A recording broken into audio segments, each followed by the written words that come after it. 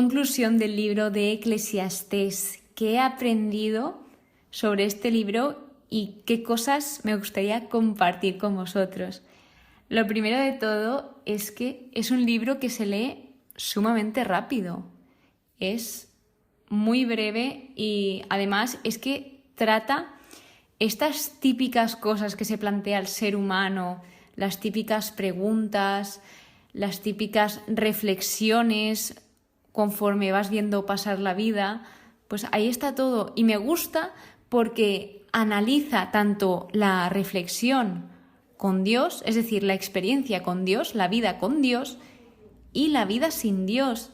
Y esto me ha sorprendido y me parece muy bien porque te das cuenta cómo la Biblia no solo cuenta lo que le interesa, porque si no sería muchísimo más corta, si contara las partes bonitas serían muy pocas, sino que cuenta todo, es decir, tanto las cosas buenas como las cosas no tan buenas, como un lado y el otro lado. Te cuenta todas las alternativas, te cuenta todos los caminos y no te esconde nada. Entonces esto es un gran punto a favor. Luego, lo que me gusta son las conclusiones que va extrayendo el autor, que generalmente este libro es asociado con Salomón. Vimos que están esas dudas, pero a lo largo, conforme lo vamos leyendo, sí que es muy, pero que muy probable que el autor sea Salomón o una persona muy cercana a él. Entonces, todo esto nos hace ver que Salomón era el hombre más sabio de su tiempo. Específicamente, en el libro de Reyes, vimos como cuando él era un niño, lo que le pidió a Dios fue sabiduría. Que esto es impactante porque como un niño pide sabiduría en vez de otra cosa. Específicamente os voy a recordar, esto está en primer libro de Reyes, capítulo 3, y cuando Salomón le pide esto, dice el Señor: ya que me has pedido eso y no me has pedido larga vida, riquezas o la muerte de tus enemigos, sino inteligencia, sabiduría, para administrar justicia, te concedo lo que me has pedido, un corazón sabio y prudente como nadie lo ha tenido antes de ti ni lo tendrás después. Por lo que podemos ver cómo Salomón puede que sea el hombre más sabio que ha habido en la historia. Dicho esto, y antes de empezar con las reflexiones más en profundidad de este libro que he podido extraer, me gustaría contaros cómo se ha definido a Dios o cómo lo ha dado a entender el autor, cómo nos lo ha presentado.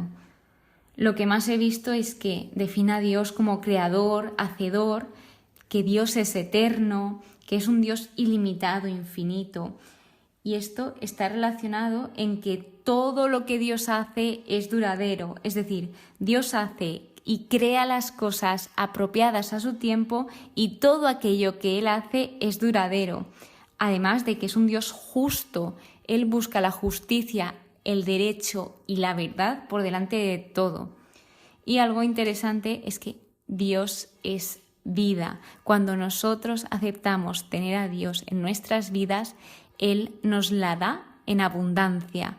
Porque una cosa es vivir y otra muy, muy, muy, muy diferente es sobrevivir. Dios regala u otorga dones. Cada don que tenemos es un regalo que ojalá sepamos usar todos y cada uno de los dones que Dios nos proporciona. Dios da la sabiduría, la ciencia y la alegría a quien le agrada. Dios restaura. Dios juzga. Es decir, si Dios es un Dios justo, obviamente juzga para que se haga esa justicia. Dios prueba a los humanos y les demuestra cómo son. En el libro de Proverbios vimos que Dios nos prueba para hacernos ver qué hay en nuestro corazón. Entonces, esto también le da un poco más de plenitud a esa definición de, bueno, mejor a esa pregunta, a esa respuesta a la pregunta de ¿por qué Dios nos prueba a los humanos, prueba corazones? Y por último, que Dios está en control, que por mucho que nosotros queramos controlarlo todo, esto nos va a ser imposible y podemos llegar a frustrarnos, enfadarnos. Y no hace falta, porque Dios lo tiene todo en control y si dejamos todo en sus manos podemos estar muy tranquilos. Pero claro, esto es un ejercicio muy difícil, pero nunca es imposible. Y los términos que se usan en este libro para referirse a Dios o algo relacionado con Dios es Dios, creador, la casa de Dios y la o las obras de Dios. Ahora bien, pasemos a las reflexiones. ¿Qué es lo que he sacado de este libro? ¿Qué he aprendido? Lo primero es esto, las respuestas a ese aparente vacío de la vida, de ¿por qué voy a hacer esto si nos vamos a morir? Pues sí que tiene un porqué, porque Dios todo lo crea con propósito. Entonces, cada cosa que haces tiene un propósito. Se ve cómo es la vida con Dios y la vida sin Dios. Además de que una persona puede ser muy, muy sabia y no conocer la felicidad, que es lo que le pasó a Salomón. Salomón se ve que en los primeros años sí que supo cómo utilizar esa sabiduría, pero luego no supo cómo aplicarla. Y aquí está lo difícil, porque nosotros podemos saber mucha teoría, ser los más listos, tener el conocimiento más alto del mundo, pero si no sabemos cómo aplicarlo, no nos sirve de nada. Nos habla sobre el presente, que vivamos el ahora, ya que el futuro es incierto. Que rechacemos la ira, que tengamos autocontrol. Nos invita a ejercitar el autocontrol y además se nos hace esa pregunta de ¿por qué? ¿Por qué los justos, los malvados van al mismo sitio?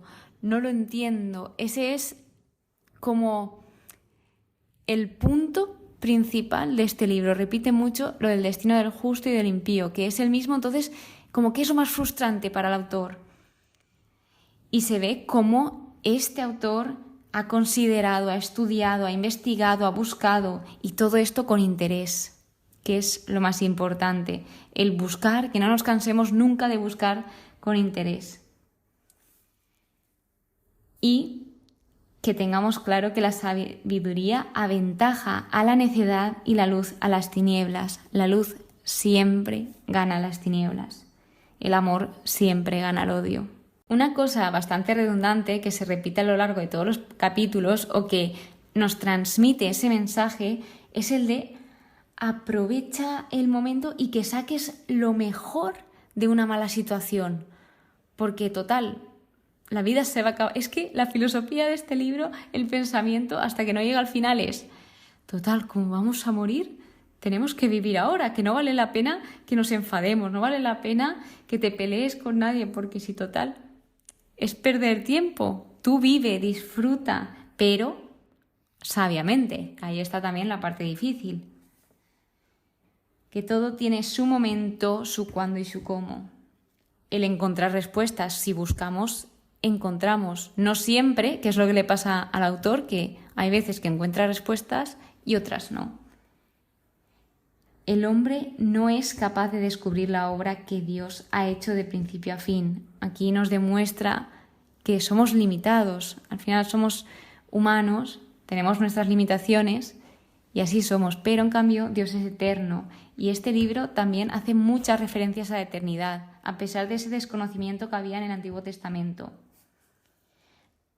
Destaca la importancia de la vida en compañía, del gran valor que tienen las relaciones humanas. Recordemos ese versículo que os contaba de la cuerda de 3 hilos no es fácil de romper. Qué bonito y qué bello es poner a Dios en medio de una relación, sea de lo que sea, familia, amigos, matrimonio, etc.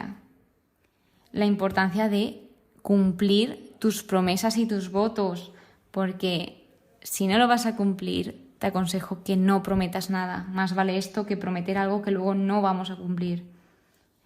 El autor, viendo todos los caminos, él te está aconsejando que temas a Dios, que a pesar de que todos acabemos igual, este libro concluye con esto: teme a Dios y guarda sus mandamientos. Se da cuenta de esto, de que lo mejor que podemos hacer es ese temor a Dios, ese seguir la voluntad del Señor, aceptar su voluntad, porque su voluntad es lo mejor para nosotros. ¿quién mejor que nuestro Creador sabe qué es lo mejor para cada uno de nosotros? Habla sobre la pecaminosidad del hombre, que todos somos pecadores, no somos perfectos, que Dios hizo sencillo al hombre, pero Él se complicó con tantos razonamientos. ¿Cómo nos complicamos y cómo damos vueltas a las cosas cuando son mucho más sencillas de lo que parecen? De lo que os comentaba antes, de nuestra visión limitada, lo que vemos no define realmente lo que hay. Seguramente haya mucho más detrás, pero nosotros tenemos como esa vista ahí al límite, sin saber qué pasa a la derecha o a la izquierda. Haz lo que esté a tu alcance, lo que puedas. Sé fiel a tu posición, sé fiel a tus principios, defiende lo tuyo. El autor te aconseja la generosidad, que te acuerdes de Dios, que tengas la edad que tengas, que recuerdes a tu Creador.